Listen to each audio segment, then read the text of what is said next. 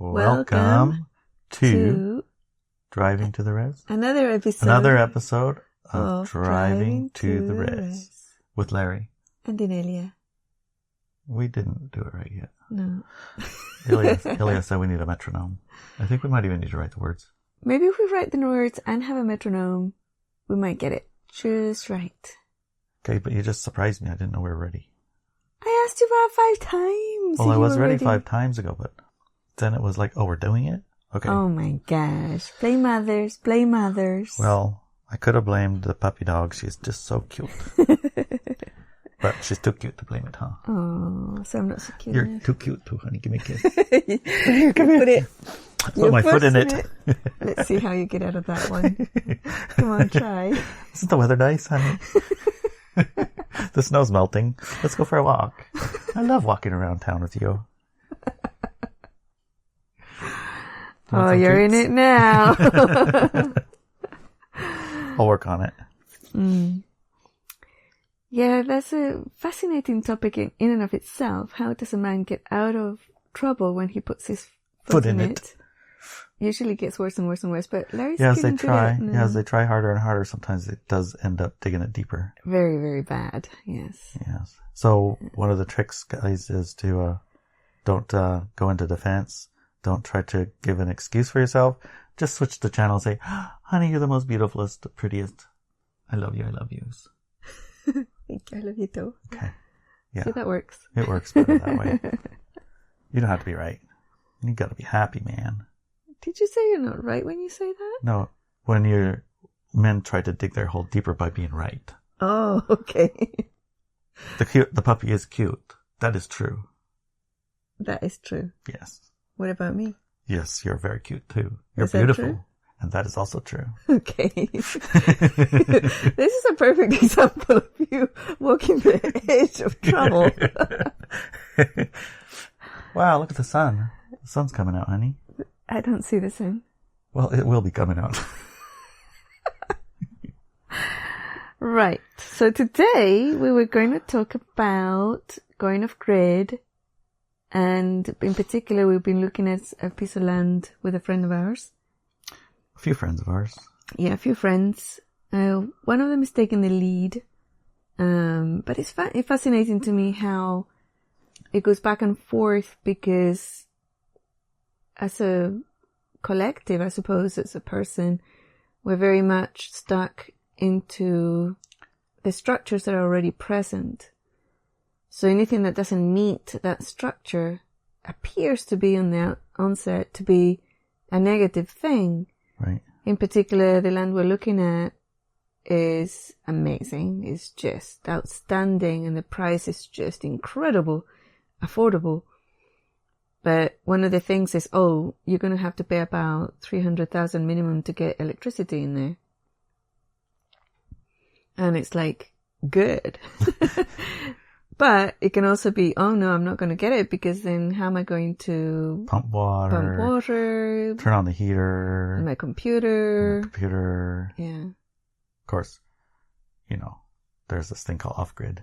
And if there was electricity already there, you'd want an off-grid spike. He was like, I need to build my house, but I'm going to make it off-grid. I know the power wire's right there, but I'm going to make it off-grid. But if there ain't no power wire, it's like, we can't do it.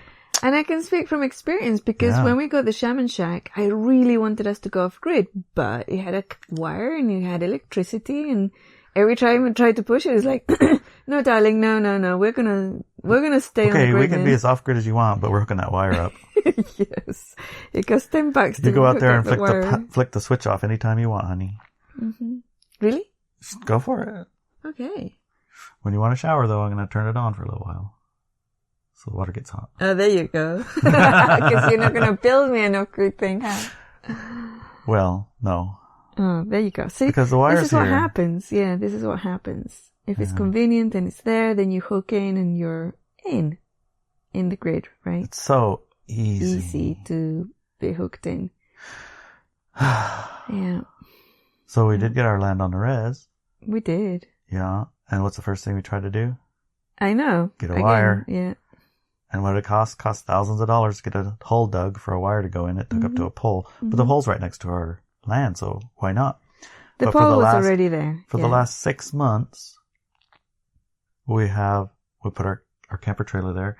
Our camper trailer is an off-grid home. It is. It's all self-contained. You need nothing. Except the generator. Well, we put a generator on, but we don't need it. I mean, it has batteries. Yeah, but the batteries die.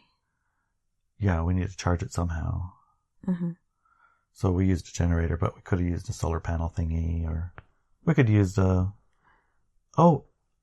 watched Thrive too. Why don't we get one of those things? Yes. I would love to have one of those machines. Yes. I'm trying to figure out how to get one, or 2 or 3. It's on my instant manifestation list. Okay. So, it's coming. I mean, I didn't say I want it in 10 years. I said I want it right now. Something that makes a usable amount of power. And it's continuous, right? And I can plug right into it. And then doesn't matter where we are, we have access to electricity. Yeah. Because we like those conveniences. Although, we do have propane, which is, I guess, is that free energy? No. No, because you have to fill up the tank, huh? Yep. And the solar, we have this thing called Energy Flex 1500 that's coming in it was supposed to be here in December, and then they made it January, and now it's sometime in March or May or something like that, because for some reason they're having a hard time digging for the materials to make the batteries that goes in the thing. But it's like a little power pack little generator looking thing that has lithium ion batteries inside and plugins on it, and you plug in your stuff and it works. And then there's solar panel things. There's a roll-up kind, and there's a solid kind. And literally anything that can put out a little bit of volts will go into the thingy. So that's kind of like free energy, right? No, because it's highly dependent on the minerals, right? I mean, it needs to be sunny out, or it needs to be... because you got to dig to make the battery? Yeah. That's okay. No. It is. No. This is free energy, babe. No. You just put it out there, put the thingy up, this little solar panels. Maybe we build a little windmill thing. They have those from the sailboats, remember? Put a sailboat windmill up and plug that in there too, and you've got electricity. Yep. And no limit to it unless it stops windy. If there's no wind, then there's sun. If there's sun, sometimes there's no wind, but sometimes there's sun and wind. And if it's cloudy, there's gonna be wind. You know where it is. What if it's foggy and no wind and no sun? Well, then we turn on our generator. That was one of the things Billions of Change guy had. He made a bicycle. You pedal the bike for a day and you get overnight's worth of lights. Yeah. That'd be good. Or we could just pack up our truck and drive to the Shaman Shack because we got a wire. If the power's off, just let's go to the Shaman Shack. Yeah. Stay there for a night. Yeah. We got resolution. So one of the things is before you go too far, I was thinking about it. I watch a lot of YouTubes, and I watch a lot of off-gridder guys up in Alaska and building houses off-grid. I mean, just to build their house, just to get the wood to their house, they have to pack things at a certain time of year only when the road's frozen, because if it's not frozen, then it's a mud pit and they can't get there. And they got quads and snowmobiles and the sled in the back, and they got to drive for 50 miles. This wood that they had airplane drove in and dropped off in the middle of this lake, and then they put it on the back of this squad, and then they drive it. And then they got the wood, and they have to live out there with bears and mosquitoes and build the dang thing. And it has to be 10 feet off the ground with the thing on the bottom, because if it melts the ground underneath, then the thing falls into the mud. So, I mean, the idea of building something that's just not hooked up to the electric wire 5 miles from the end of the electric wire, you can drive your truck there. I mean, really, that's so simple. I'm talking about the land that we're talking about. It's off grid, but it's so close to the grid, it barely counts. Ridiculous, yeah. But that is a point. We can talk about it till our face is blue, but if we have a wire, we will hook into it. That was my point. Yep. If there's a wire there, we're going to hook up to it. I've seen it happen. It's happened twice now. The Shaman Shack and the land at the res. Yes. At the res, we dug the pit and the wire's in the pit and it hooks up to the pole and it comes to this little thing. We can, instead of pulling the generator or hooking up these solar panels or or getting the free energy device, we'll just spend a couple grand and hook it up to the wire, baby. Mm-hmm. It was more like $4,000 actually. Well, I was being generous. A couple grand for me, a couple grand for you, $4,000 for us. Yeah, it was 4,000. Yep. It's not cheap to hook up to the grid, man. Yep. But once it's there, it's going to be hard to be not on there. I know. But we don't actually have too much trouble with that because the grid goes down quite a lot. It does. No power.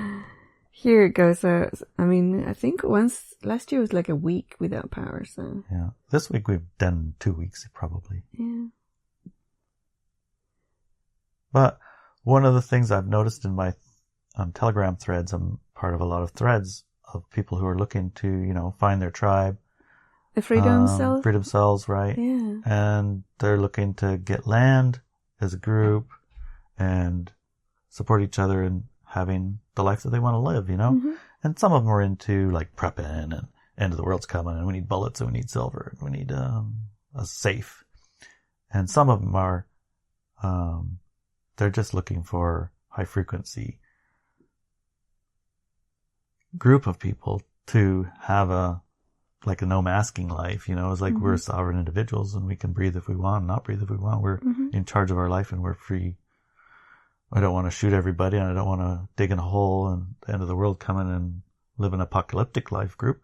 This is a different group. We just want to, have yurts and campers and cabins and share a fire and maybe share education and share a life together as friends.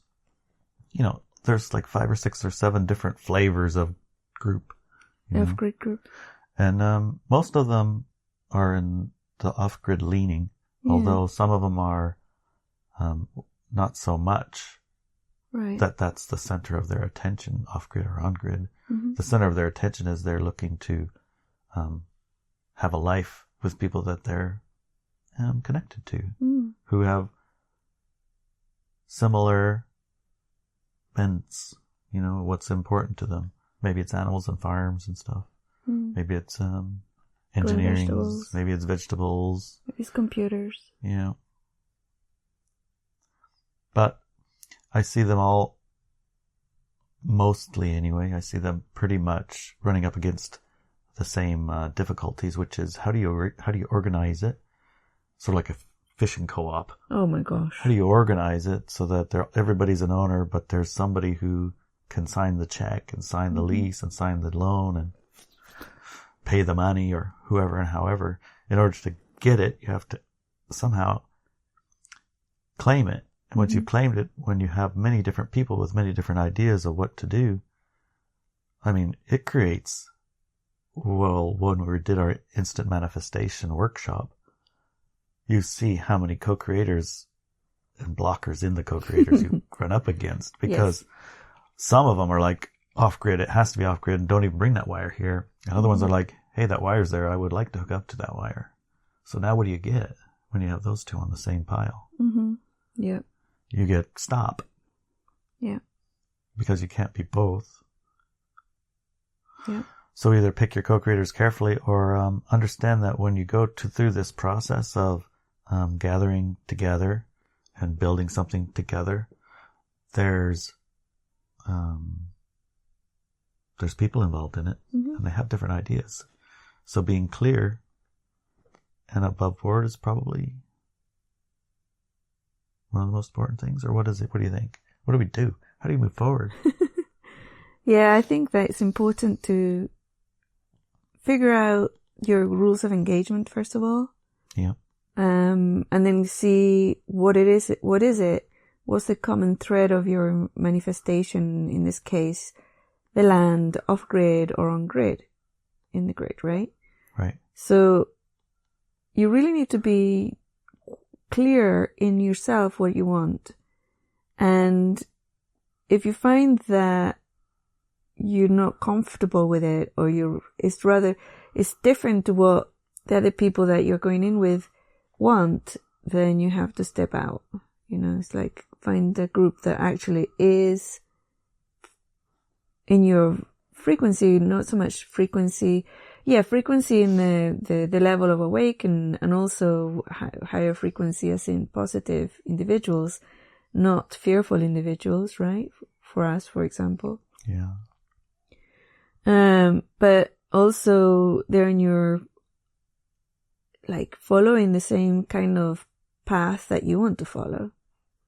One person might love really wild environments, while another wants a very, very manicured yard, Right. And the two are not going to meet very well. They're not going to mix very well. Another thing to be very wary of, and this is from having experienced creating groups since 2014, because I wouldn't even touch groups with a 10-foot pole. No. Before that, I wouldn't even go near them. But in 2014, something shifted and I could see there was a possibility of creating healthy groups. And that's why we started Walk With Me Now at the time. And it was an experiment in community from the start. And it has evolved through the years to being more and more something that we can genuinely say, this is a good community to be in. Especially being lone wolves, I'm like, community, I will run the other direction, And that's normal for somebody who's awake, mostly because we know what happens in groups. And now that the freedom cells and the greater reset that's connected to it, there's finding that the instructions I gave in 2019 in October 2019, when I said, light workers unite, just go out and start creating these new structures. They're doing it. They are, yeah. They're starting, they're investigating, but of course it's decentralized as it should be. But also there's a lot of guidance and things that is useful right now.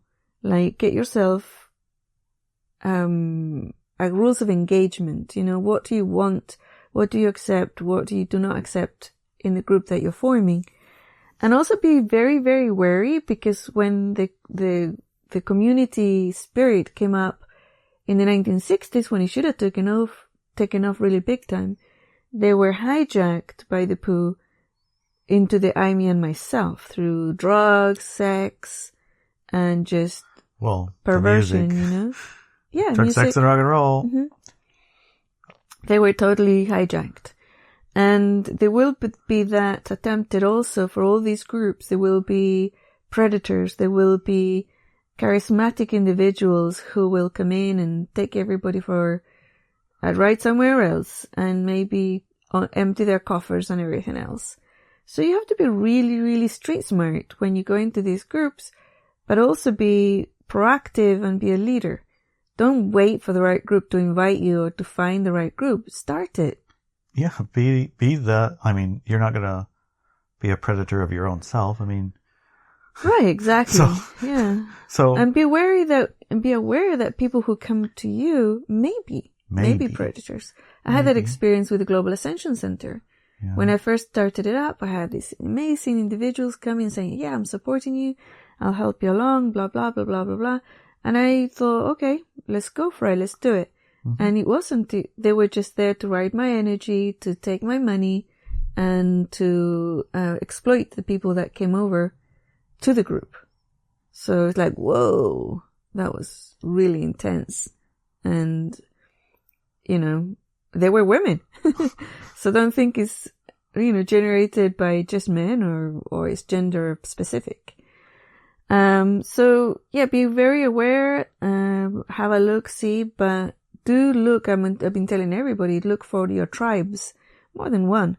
Look for your tribes. And as you step into the off-grid stuff and you want to set up a community or a village with people of like mind that don't wear masks, who don't vaccinate, and who don't believe in all the Kool-Aid that the governments around the planet are giving out right now. You set up your own communication system, set up your own buses and transport, airline, helicopter line. I don't know what those are called. But yeah, so be proactive and do it, but be also very street smart around it. And yeah, for me, this land that we're looking at as a community here in the peninsula, it's amazing. But there are a lot of people involved, and there's a lot of different energies involved, and it's different ideas of what to do and what it is and what it represents even. Mm-hmm. Yeah. So I think as we've been, it's kind of like showing, it's a little bit like way showing. The way has been shown. Mm-hmm. And the consequences of those ways have also been shown. And the results of many of those ways. Like in Port Townsend right now, there's a community, several probably, I think 2, that have, they're basically what we're talking about doing, where you have 10 people or so who share a decent sized acreage and have different responsibilities towards it, leasing it or sub-owning it or whatever. And if they leave, how does that, if they want to leave, how do they sell, things like that, or all those arrangements and the organizational structure and all that's been done multiple times. So, the answer's like readily findable, and that's nice.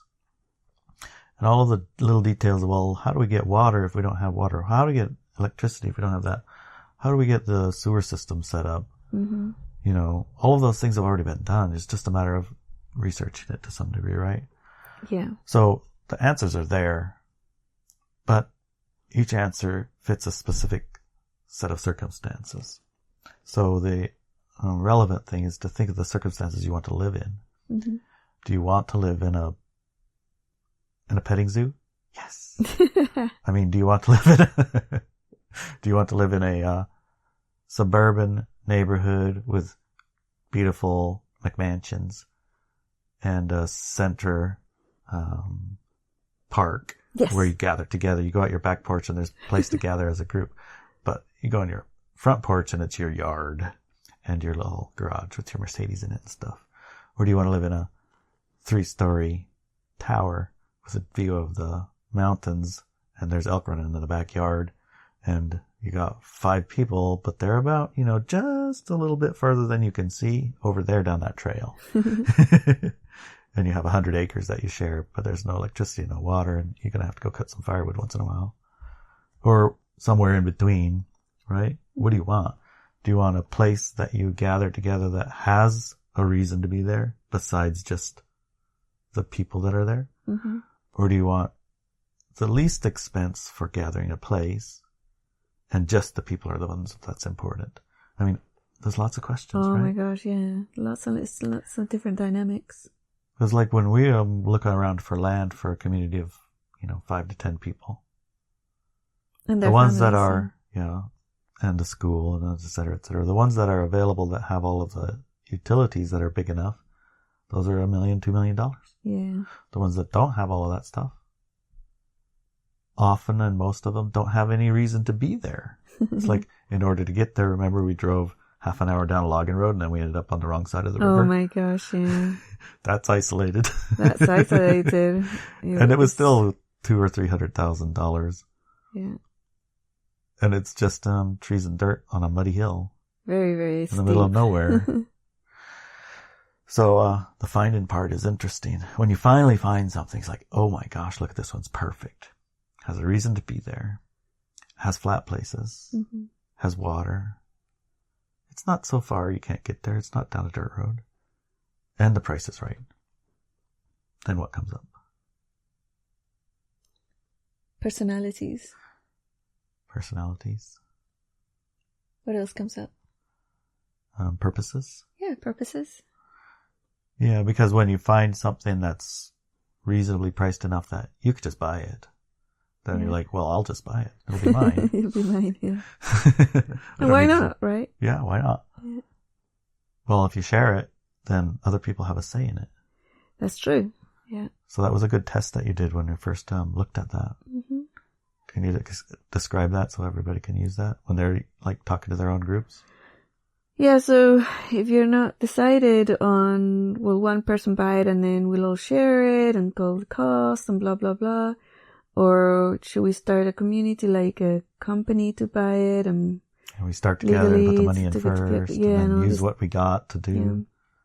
So when you're not sure, the example that I used was two sets. an individual who said, yeah, I'll buy it for the community. And then we had to clarify what that meant for us, what community meant to us. Like the person, right? What community meant to that person and what community meant to me. And we had that discussion and it was extremely different, like radically different. Radically different. So that's the first thing. What does community mean to you? And whether it's community owned or in singularly owned, I said, well, okay, so you buy it for the community and we're just in the middle of figuring out how to share the land costs and everything so that it's genuinely a community property. And we go out with our metal detector and find a nugget of gold. Does the nugget of gold belong to the person or does it belong to the community? Finders, keepers, losers, weepers. Right. Or that, right? I found it as mine. So. Okay, I'll share. So that's one of them that will really illustrate who does the land belong to. And the other one is, okay, so the prime location to put your house on. The most perfect location with the best sun and easy access to the pipes and things, yeah. Who gets to choose that one? Whose is that? Right. Is it where the community whole house is going to be with all the learning center and the school, or the community house with the community kitchen and the community hall and the gathering space? Or is it going to be built shares by the person who bought the land originally before he or she splits it up? So all these illustrate what we're talking about here. Is it community decisions? Is it community land? Or is it just private land that then is going to be opened up to other people, right? So that's where we're at with a piece of land here in the peninsula right now, deciding what form it's going to take. Is it one private land that then is going to be leased or rented out to other people who might want to join? Or is it going to be like 10 chunks of one land that's chunked into 10 little chunks that each person owns a chunk of it? Or is it one big land owned by a company, an LLC that's the shell group company in a way, and then each person who's going to be there leases a right to exist there, and then they're going to have to be like first come, first serve. You pick the spot by how quick you got there. And then responsible for the costs of the LLC, the land taxes and the... Yeah, that part needs to be like the dues. Electricity that we were talking about. Hey, let's bring a wire in here. It's going to cost $250,000. Everybody needs to put up $20,000. Does everybody got it? Yeah. Well, I don't want it. Do I still have to pay for it if I don't want it? No. So now everybody has to pay $22,000 instead of $20,000? Yeah. But what if they don't do it? Then they say, okay, I decided I want it now. Because look how easy it is. My generator died. Can I get a plug-in? Nope. Oh, man. You can be hardcore, huh? You're the land bossy boss. Yeah. So, man. That's kind of reminds me of one of our friends lives in a neighborhood that has a community well. Oh, yeah. And they have some kind of a board. Yeah. And everybody has to serve their time on the board or something. Yeah. And then they get to be the bosses of the water for a little while or something like that. Yeah. Or the stewards of the water. How do they think of it? I don't know. I'm not part of our community, so I couldn't tell you. And I think that the experience probably is varied because, people come in and move in and move out, and they have different priorities. I mean, I'm pretty sure somebody in that board has at one point or another said, we need to get some fluoride in this water. How do they make those choices? Yeah. Yep. It's so complicated. You know what would be easier? What? Cabin in the woods. With nobody else around. Nobody else around. So the lone wolf is strong. Yeah. So that's, it kind of is a good thing to be aware of. Most of us have our lone wolf tendencies, and we like the idea that there should be some way to share costs and community and comradeship, right? Yeah. But, when you're trying to share those things with a bunch of lone wolves, it gets a little bit stickier. Yeah, it does, yeah. So go into this knowing that it can be easy, but it's probably going to hit these little stumblies, these little walls, these little boulders that you have to jump over. And you're a high frequency person, and the person that you're working with, they're also a high frequency person. They're In our case, I'm saying. Mm-hmm. Be careful who you pick. Oh, yes. And their main intention isn't to do you harm, but they have firewalls and they have limitations and they have or different ideas of what's different nice. ideas of what's nice. Mm-hmm. So when you talk about them, sometimes what you bring, your perspective, helps them over that hurdle. And sometimes what they bring says, oh, wait a minute, yeah, you're right, that's a better idea. Mm-hmm. So if you're working towards a common goal and your high frequency and you know the other ones aren't there to hurt you, it maybe helps. What do you think? Yeah, I think so, yeah.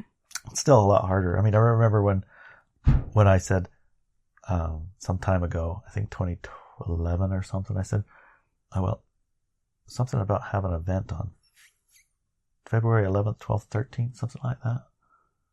2010. I said, you said you would go and do a meditation at an event if I had it. Mm-hmm. Do you remember that? Yeah. In Berkeley? Yeah. It's called it's Symphony of Meditation, 2011. Mm. Symphony of Meditation. And so I invited 2 or 3 other presenters. And I remember in the process you said you had been teaching a bit about co-creation because, my tendency is just to want to do it myself. Just create it. Just do it. Okay, it's going to be food, and I'm going to pick the food because I can pick good food. Yeah. I don't need nobody else's help. And they're going to cook it, and they're going to bring it. Yeah. Guess what? Food's solved. There's no committee about it. There's no what's going to be on the menu. There's no how much is it going to cost. Where's it going to be? It's paid for. I'll find the cooked, location. and it's delivered. Well, where are we going to do it? I found a place. I paid for it. It's already. Yeah. So when I'm going to. These are the dates. This is when it is, and this is how much it's going to cost. Yeah. And you were telling me how much nicer it is to co-create. And then when I try to do some co-creations, it turns out my ears were open, but I didn't have a lot of fun with the co-creating bit. Well, yeah, that's a skill too. It's a skill that takes training. Maybe you could do what? A co-creating class of some kind. Oh man, so I don't know about that. Can you make us a course about building community or building land together or co-creating process? Something like that. Do you think that could be somewhere on the back burner? Yeah. In between writing a book? Yeah, we could start thinking about it because quite honestly, the only experience that I have genuinely of creating really high frequency groups is with Walk With Me now. Yeah.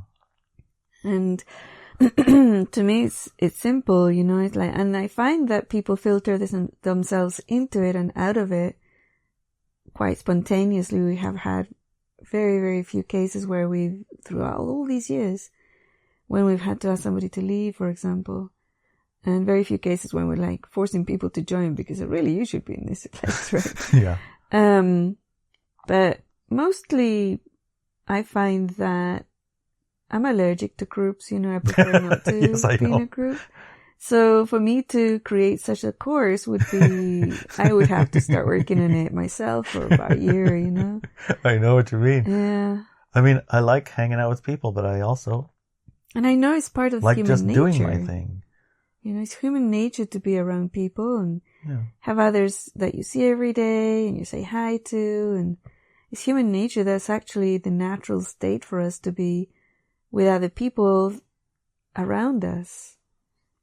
And children too, Yeah. So, and I know that that's been deleted from our planet by Big Corp or whatever you want to call it, the poo, power of others thing. So, it's important for people to connect. But I also feel that when you're in that high frequency, you naturally and spontaneously, and when you're street smart, attract those people. Like when we were in that land and love it because it's got a beach and it's got fossils on the beach and then we were just walking around wondering, I wonder if this is a fossil. I wonder what this is. I wonder what this is and what this is. And suddenly, out of nowhere comes this young man. What? He popped out of nowhere like that. Oh. He just walked literally out of nothing. Yeah. Nobody was there and bang, all of a sudden he was there. And we are miles away from anywhere. Yeah. We did walk around the corner though, so. Well, I know he walked around the corner, but Around the corner is like Schrodinger's cat. And he was carrying this mallet, is it called? A pick. A pick. Okay. He looked like a dwarf with his pick. Yeah, like except he was 7 foot tall. Except for he wasn't short, no. Yeah. And I said, oh, did you get any treasures? And he started talking about his treasures, and there were all these fossils and rocks and things, and he knew everything. So I started taking how things old they were. Yeah. out of my pocket and said, what is this? And he was like, he had like oh, that's a 10 blah, minutes. blah, blah, blah. It was amazing. He was a walking encyclopedia. He wasn't afraid of us being near him without masks. And it was amazing. He was just genuinely like perfect. He was a fount of information. Yeah. Who I'm also texting with still, who told me what machines to get to chip away at our little fossils. And some courses and books and things to study, so we have more data about where is this from, when is it from. And it's like they're 20 to 50 million year old clams and things. And he said, oh, wow, so if you buy this land, I hope that I can still come over and look for fossils. And I said, not only that, you can have a class. You can give us a class, man, or a monthly class. We're going to create a building for you to come hang out and leave your treasures that you don't want to pack all the way back to Seattle every time. He was laughing. You could have a shelf. That's Robert's, that's how it works, Robert's shelf. Yeah, Robert's shelf. But that's how it works, It's like when you're open to that, you spontaneously manifest the individuals who are genuinely connected to you. Yeah. And it would be really awesome, I think, to get that beach, just for the beach, I do too. But yeah, I can understand the enormity of it. I mean, it's a big investment and it's a lot of responsibility, and it's a funny thing. If I had the cash, I would just buy it. Me too. Yeah. I wouldn't think about it twice. Yeah, I wouldn't. But when you have the cash, the people who have the cash have like blocks. Not necessarily, but obviously we are manifesting a block for some reason. Okay. And is it a block or not? I'm not sure. Right? How do we find out? I don't know. Well, we found out with our land on the res, remember? Yes, we did. We found out why it was blocked. Well, we think we found out. Mm-hmm. But every time we find out what the block is, then things are clear to move forward. Yes. So, introspection, right? Some form of contemplation, some form of pull a card. We did pull Gaia cards. Yeah, I mean, no. Yeah, no. I use my tools. I do the field processing exercise, and then I do the firewalls exercise and the barriers exercise. And what I do is like, what I did in that case with the land and the res is like, it's not quite right. No, I'm going to follow this thing. And then I follow energy lines from the firewalls exercise. Oh, okay. And eventually I got a total answer, right? But it's not like thinking about it or psychoanalyzing or trying to analyze it with the mind as such, but more like frequencies, following frequencies and energies until you get a really good data point. And then you test it with the truthing exercise. And if you get a genuine, oh yeah, this is what it is, then you know. And then you can relax about it, right? But I haven't done any of that with this land.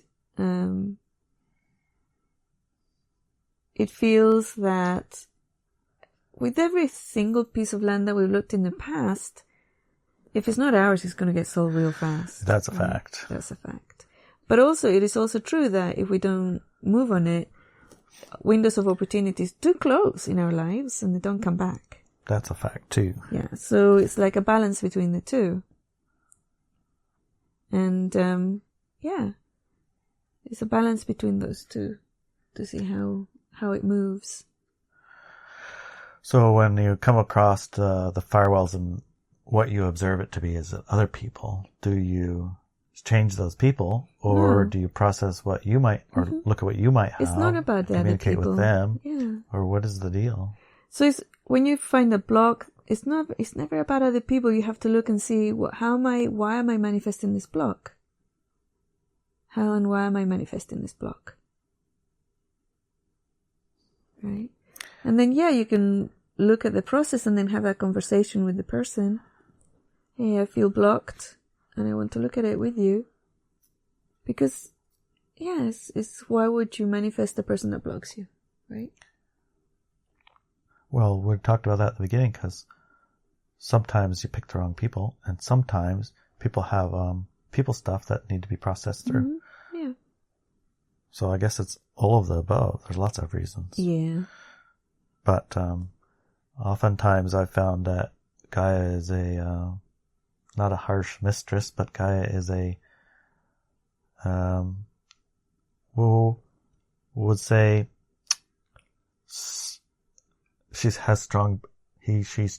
Gaia has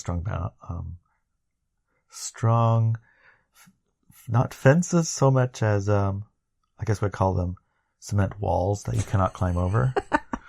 That's probably closer. Okay. They're like 100-foot tall cement walls they're polished smooth as silk and glass. Mm-hmm. So if you had a suction cup on there, it would still not work because it's cement and it'd have holes in it and stuff. So they'd fall right off. Yeah. An insurmountable wall. Insurmountable walls. You can run as hard as you want at that wall and Guy will say, go for it. Go ahead. Go ahead. You can bang on that wall all day long if you like. I want you over there. Yeah. But, that's a little bit of a extreme example of it because obviously I have made it over that wall plenty of times in my life. Yes. And then you to my own detriment. You go, oh, wait a minute. That wasn't such a good plan, was it? You can do it, sure. You can scale that wall, but if you move in the direction where the stream is going, it's always better than trying to fight the stream, right? Yeah. And you did create a plan, and you are a part of a scheme, an orchestration that you've volunteered to be a part of. So when you acknowledge that part a little bit and then make allowances for it and allow the communications in, it can be easier. Oh, yeah. So, the nature of a human who's a lone wolf is when they run across these obstacles and they're a doer, they're like, just get that obstacle out of my way. I'm going to do it myself. Yes. And other type personalities are like, when they hit that obstacle, they say, I don't know what to do. Can you take care of it for me? Yeah. And, there's multiple personalities, huh? Yeah. I don't know what to tell you. Well, I don't feel complete yet on it because I'm in the middle of it. Well, we could go on this, and that's part of it, right? Part of it is that we haven't figured it out, but it is an exploration, and the exploration is happening quickly around the planet as all these groups and individuals are getting together to form structures to move forward in the world with work, with living situations, with education, schools, health. The main things, communication, health, even power, right? Yeah, it's almost like Dungeons and Dragons, where you assemble your party. Yes. So basically, it's like do that, investigate, look, get into the Freedom Cells organization, and I'm sure there's others than that too. Yeah, pretty sure. Yeah, all over the planet. Yeah, probably. Yeah. There are many different examples. That's the ones that I've seen that I went into and I liked. Obviously, no, I don't like all the groups there. Like you said, some are based on, we need get bullets and bacon and canned beans and some rice. Yeah. So, not all of them are genuinely resonant to me personally, but a lot of them are, right?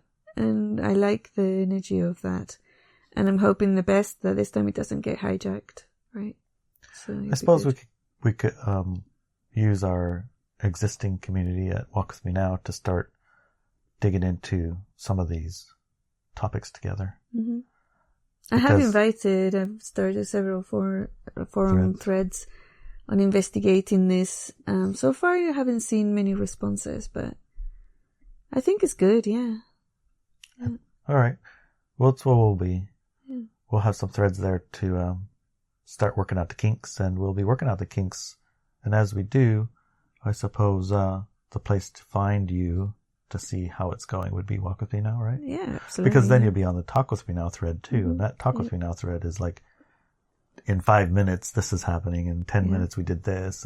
And it's immediate. Yeah. In Walk With Me Now, we have a thread where we can really carry the data over time. Oh, yeah, definitely. And data's still there and it's searchable. Yeah. And the Talk With Me Now Telegram is kind of like, really fast. Hey, Tuesday, what are we doing? Oh, we're going to go visit the land? Okay, cool. What time are you going to be there? In a half hour? All right, let's go for a hike. Hey, I found a clam. Want to see the pictures? I'm going to fly the drone. Oh, you flew the drone. That video was amazing. Yeah. How do I get involved? Mm-hmm. Yep. Yeah, that's what it's about. It is, yeah.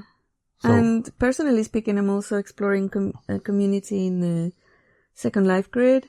All right. And you'd built a city in Eliaville. It's not in Eliaville.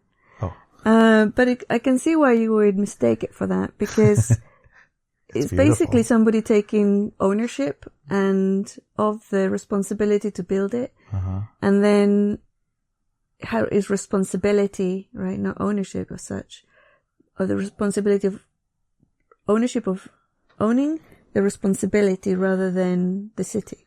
So I did that, and I waited, and I knew that eventually other individuals would step up and take on that responsibility too, own it. Mm-hmm. And that's happening, right? Because the environment was created in such a way that it was given that responsibility. It was invited, it was asked for and waited upon, waited for.